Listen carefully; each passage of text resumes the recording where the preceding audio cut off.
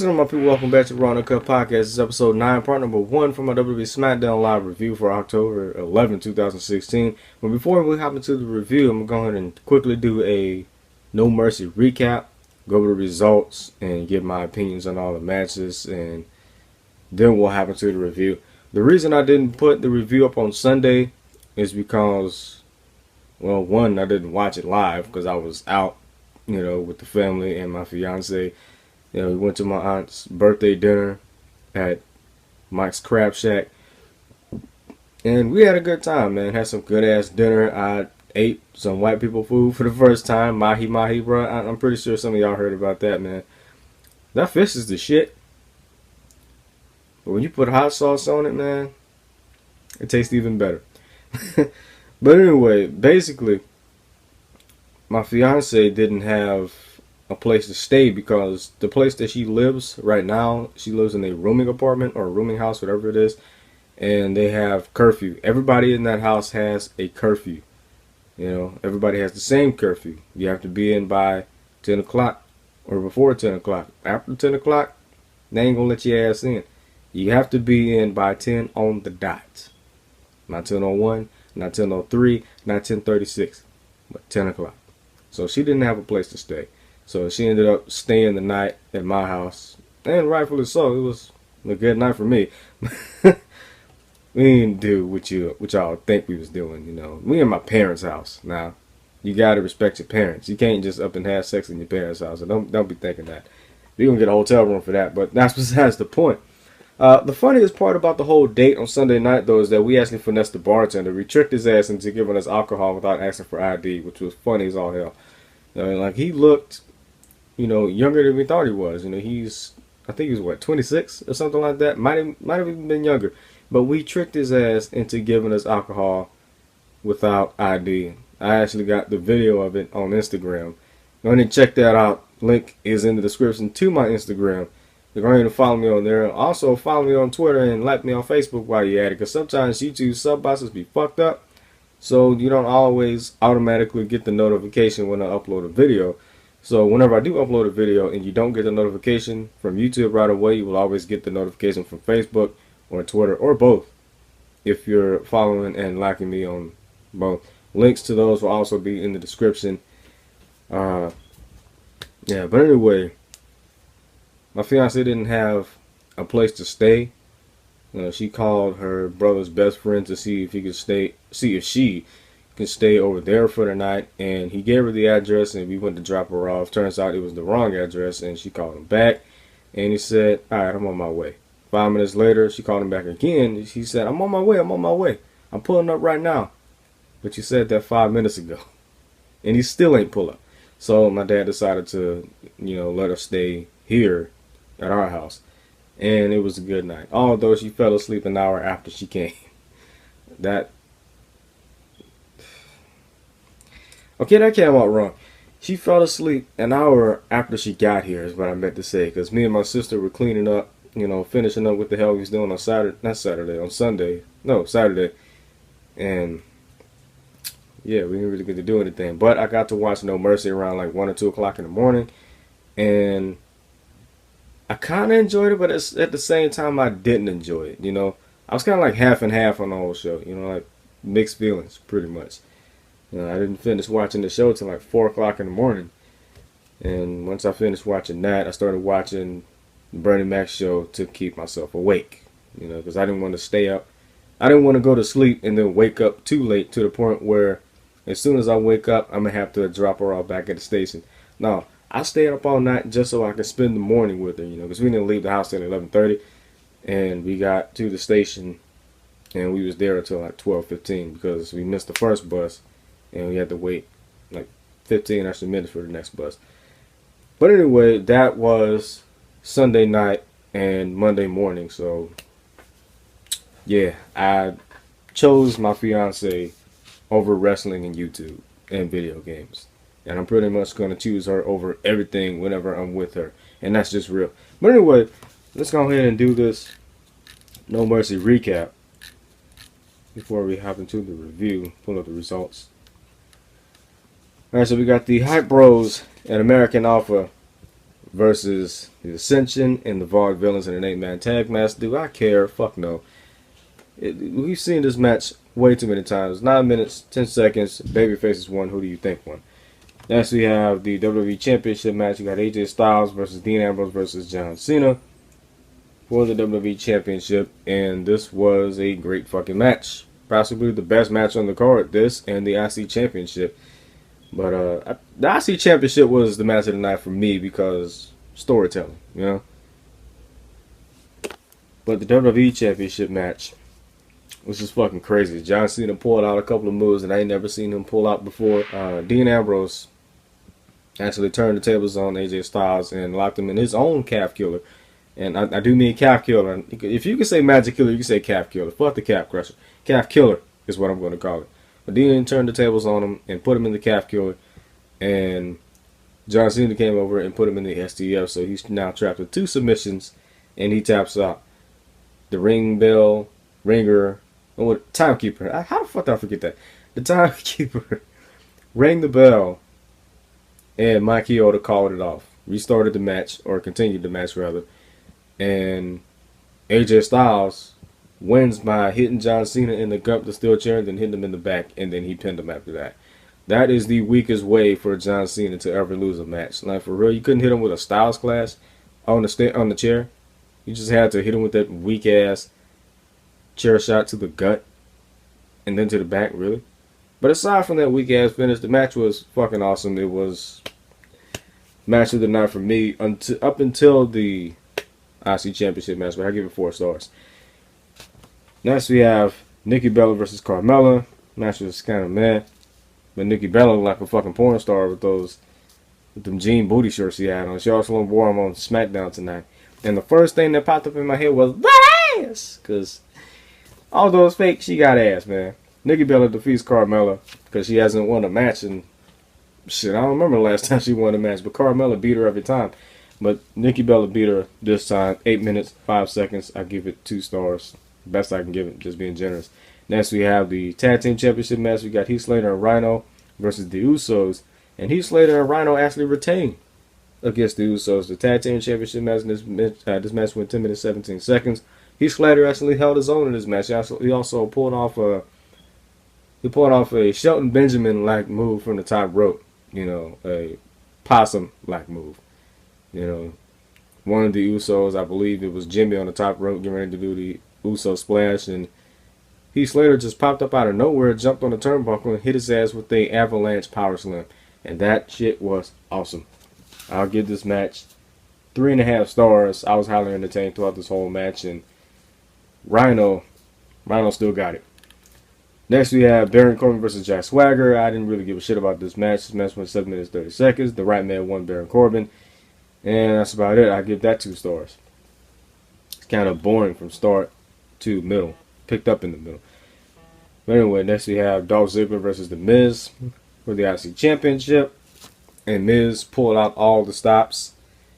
You know, just cheat after cheat after cheat after cheat. Ziggler got sprayed in the face again. He might have closed his eyes, but he got sprayed in the face again. The Spirit Squad got involved, and he was just kicking out and kicking out and kicking out. Told a hell of a story, man.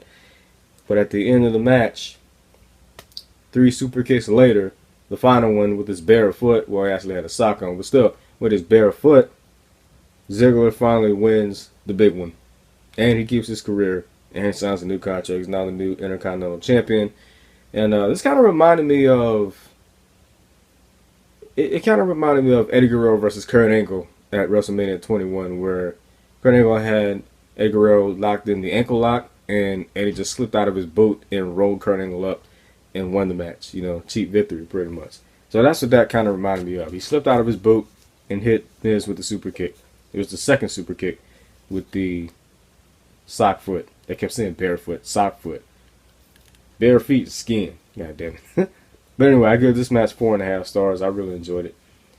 Next we have Naomi versus Alexa Bliss. Of course, y'all know that Becky Lynch is suffering from an undisclosed injury. We don't know what that might be. But the last minute replacement was Naomi after Alexa Bliss was complaining on the mic. And she is not bad on the mic whatsoever. She is decent. I actually like it, especially when her dressed as Harley Quinn, her fine ass. Naomi came out, and this match was very lackluster. Naomi botched 4 times, and it wasn't even Alexa Bliss's fault. It was Naomi's fault, although she is athletic as all hell. This match was 5 minutes 25 seconds, and Naomi defeats Alexa Bliss with a botched roll-up. She botched her rear view, and then she botched the roll-up. Like, get the fuck out of here, man. They could have done better with this, and the match order was just completely out of whack. But then again, the reason they did that was because of the debate. I mean, people got the network. They can always go back and watch it. That's what I did. You know, because I didn't watch it when it came on Sunday. I was out with my family and fiance. So, I ain't had time for that, man. I chose my fiance and my family over wrestling. And that's real. But anyway. What was I going to get? I give that a star. I'd be generous. I give it a star. And then we have Bray Wyatt versus Randy Orton in the main event. This match went 15 minutes, 40 seconds. I didn't care up until the end of the match. And I agree with JD from NY. He tweeted and saying that this match is closing the show. This match better fucking blow me away, because this does not deserve to close any WWE pay-per-view. You know, Raw or SmackDown, you know. And did it blow us away? Hell no. It was a decent match, but it was boring up until the middle. You know, crowd wasn't really into it. They didn't start going crazy until Luke Harper returned. And that was pretty much it. The lights went out as Orton was signaling for the RKO. He gets up, and then the lights go out, come back on. Luke Harper's in the ring with a sadistic ass smile, and Orton is in a trance, and he just gets hit with a Sister Abigail. Luke Harper never touches him. He gets hit with Sister Abigail, and Bray Wyatt finally wins the match on pay-per-view nonetheless. And he also beat Randy Orton again tonight on SmackDown, which I'm very happy about. You know, I heard that, well, not I heard, I read that Bray Wyatt and Luke Harper were going to have a tag team match against Randy Orton and Kane on SmackDown tonight. I'm like, oh, fuck, man. Ain't nobody got time. Who wants to see Kane on SmackDown, man? SmackDown. We started off with Dolph Ziggler cutting a promo. And first off, I want to mention this. Commentary was not as cringe as it usually is. It didn't bother me as much. You know, I keep forgetting it was on commentary. I just know Mauro and Al. I keep forgetting the other two because they're forgettable commentators. But David Otunga and JBL bickering back and forth on commentary, it was kind of entertaining if you ask me. And David Otunga, I don't know, he came off as kind of a heel commentator a little bit, you know. Talking about Baron Corbin, you know, saying that he tapped out instead of reaching for the ropes. That was kind of heelish on David Otunga. I think he should be the heel announcer. Get rid of JBL and you can keep David Otunga, but he needs to get more excited. He needs to put more bass into his voice. Yell a little bit, you know, make your commentary believable. He just sounds monotone on commentary now. Anyway, Dolph Ziggler was cutting a promo about how he overcame the odds by winning the title at No Mercy, and he gets interrupted by The Miz. The Miz and Maurice are dressed in all black, and he's standing in the middle of the ring for a moment of silence. And Ziggler says, "Are you going to say something?" And Miz says, "No, I'm not going to say something. This is a funeral." A funeral for, what do you say? He said they're mourning the death of the Intercontinental Championship. And he rants on how he brought back prestige to the title. And now he says that Ziggler, since he won the title, let's see, where you go? He says Ziggler's win is a funeral for the prestige of the title. That's what it was. And he says that that's not the end of the story. And he said this is just Act 2, where the hero needs to overcome the odds. And Miz says that he's that hero. And I'm just going to skip to the end of the promo. And he said that they're not done, and neither are they. And all of a sudden, the Spirit Squad comes out. I said Spirit Quad. Spirit Squad comes out, and they announce that they're going to have a handicap match against Dolph Ziggler. Nobody cared. I didn't care about this match. Dolph Ziggler won. Who do you think won? The funniest part about this match, the best part about this match was when Dolph Ziggler hit the super kick on Kenny. And Mauro Ranallo said, "Oh my God, he killed Kenny." That shit was hilarious, man. That shit was too funny. I love Mauro Ranallo, man. Anyway, after the match, as soon as the bell hits, Miz gets in the ring and he just beats the shit out of Dolph Ziggler and hits him with a skull crusher finale, and that's it. Um, oh, and Heath Slater and Rhino came up for the save. So I see a 6-man tag match happening on SmackDown next week. So it'll be Dolph Ziggler and Beauty and the Man Beast versus Miz and the Spirit Squad. Do I care? No, not at all. And then they talk about Becky Lynch being out of action with a undisclosed medical condition unrelated to the competition. And it said that she will defend the title against Alexa Bliss at the November 8th SmackDown from Glasgow, Scotland. That should be interesting. So, looks like they won't be taking the title off of her. So, she'll be back in no time. We've only seen Shane McMahon and Daniel Bryan twice, I believe. I think we did. No, we've seen them 3 times, but we didn't see them too much. So that's appreciated. We see Mick Foley and Stephanie McMahon on Raw like throughout the whole entire show. And it's just... And that's real. And I never thought I would say that about Mick Foley. It's just that he ain't got it no more, man. I don't know. Microphone. Not backstage. It's just... It feels weird saying that I'm bored with Mick Foley, man. It's... I don't know, man. Do y'all feel the same way? Let me know. If you come back from commercial and you got Shane McMahon and Daniel Bryan backstage and are issuing the challenge for Raw, or to Raw, for Survivor Series, it'll be 2 traditional 5-on-5 elimination matches, 1 for the tag teams and 1 for the women. Shit, I don't know about the women. It'll probably be a 3-on-5 because they only show 3 of them on Raw. So, yeah. I mean, the only people you see are Sasha Banks, Bayley, and Charlotte. Dana Brooke don't count because she doesn't really have any matches for real. She's just Charlotte's bitch, pretty much. And nobody's seen Nia Jax. Summer Rae's injured. Paige is suspended. Alicia Fox is nowhere to be found. Who else is on the roster?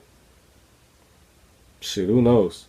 Raw has the worst women's roster right now. SmackDown is killing it with the women in a good way. Raw is killing it in a bad way. They're not pushing all their women. We don't see Nia Jax. We don't see any of the other women. You just see the same 3 people. Nia Jax even made fun of it on Twitter a couple weeks ago. She said, Raw's women's division, or there's your women's division, or there's your women's revolution, 3 women.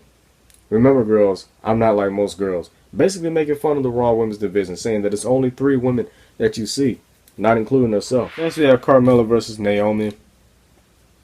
Naomi beats Carmella via roll-up. That's all there is to it.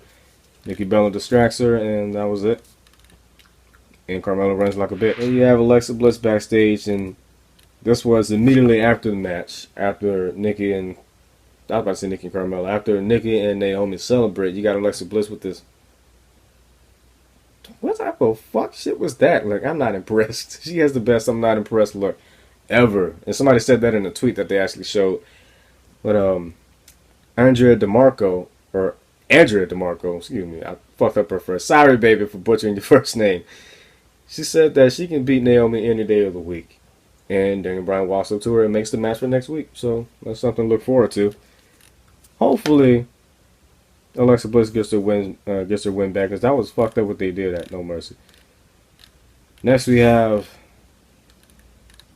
Chad Gable versus Jimmy Uso, and before that they mentioned a victory speech from AJ Styles, and I kind of like that victory speech from AJ Styles. That shit was kind of funny, if you ask me. But I get to that in a second. Chad Gable versus Jimmy Uso. Jimmy Uso defeats Chad Gable, but this was a longer match than what Jay had against Jason Jordan last week. The one they had last week was about 1.5 minutes. This match went about 3 minutes, I think. But at the end of the match, you got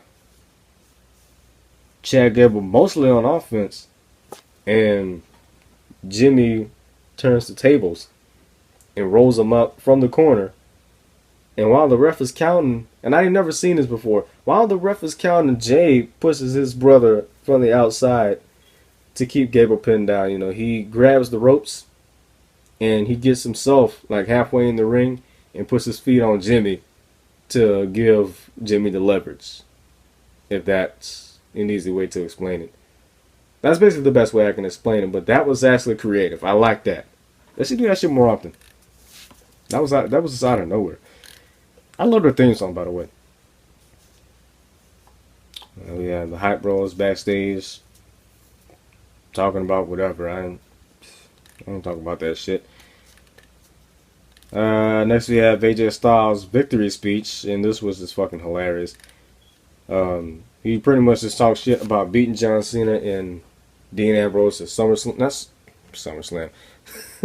At No Mercy, goddammit. And we're just gonna skip down to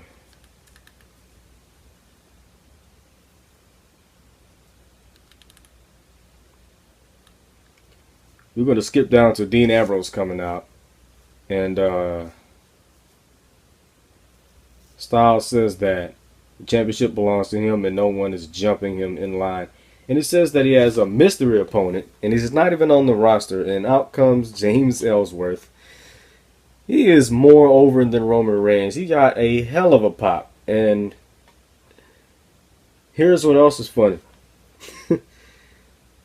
Daniel Bryan came out, made the match official, and he made Dean Ambrose special guest referee. And this was probably the funniest shit that I've seen. Dean Ambrose is just toying with AJ Styles, and you know, James Ellsworth pulled out like 2 good moves. He pulled out an arm drag that actually looked pretty damn good, and I forgot what else he did.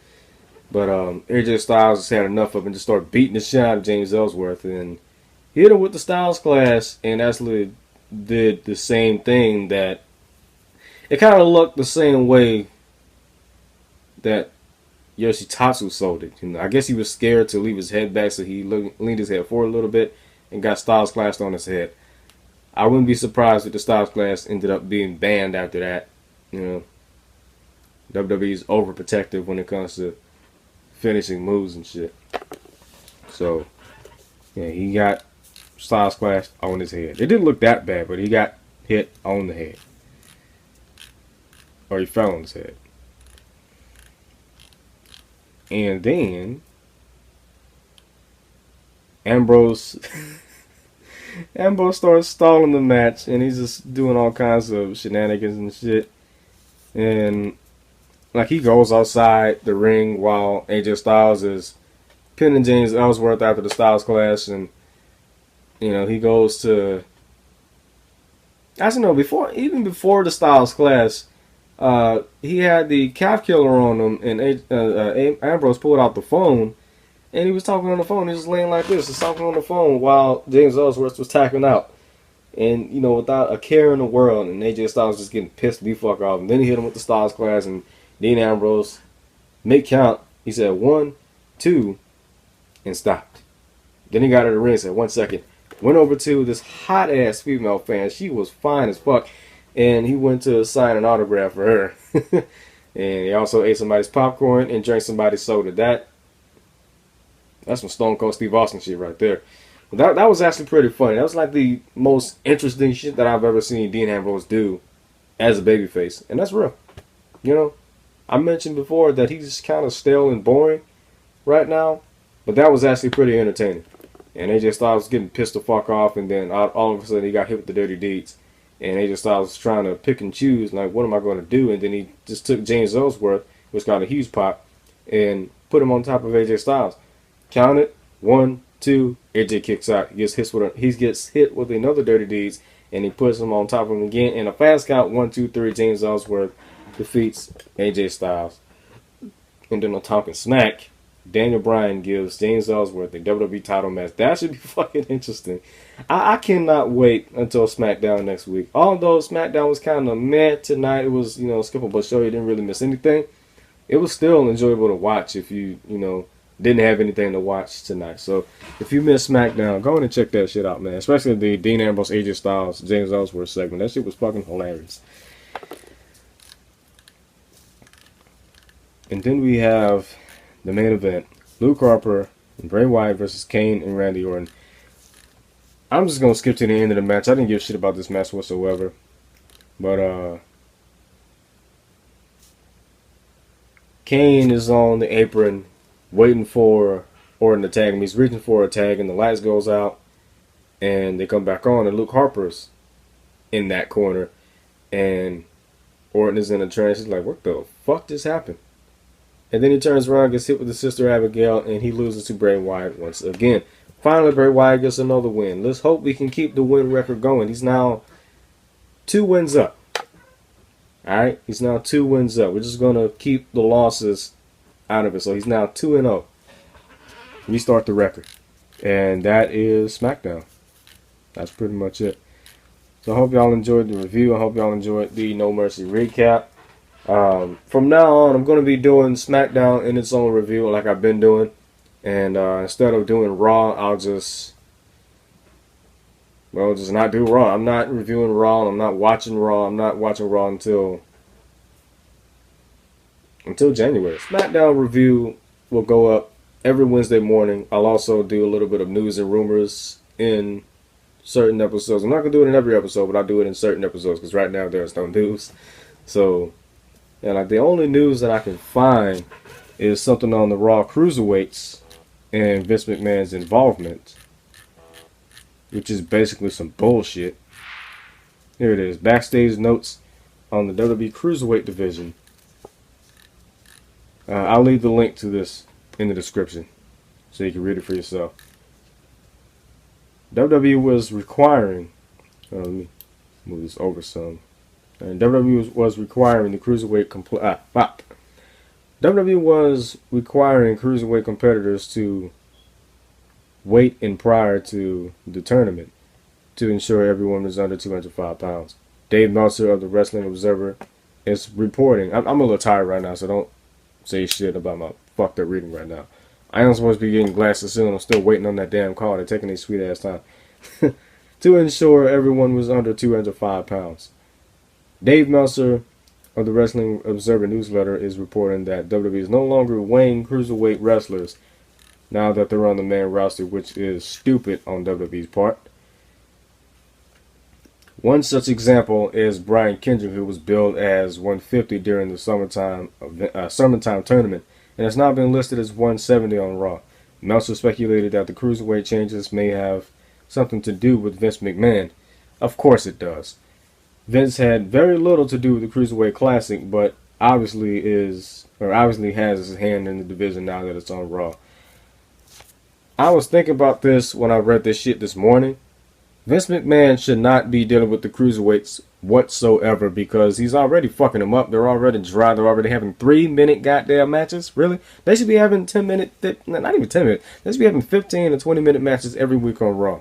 Not no 3 to 5 goddamn minute matches. But with that being said, I forgot to mention, for Friday's part of the podcast, podcast will be going up in the morning. For Friday's podcast, it'll be NXT and Lucha Underground. So those will be in the same video. I'll also do news and rumors for that as well. But with that being said, I'm out, man. Peace. Fuck Donald Trump. Toodles!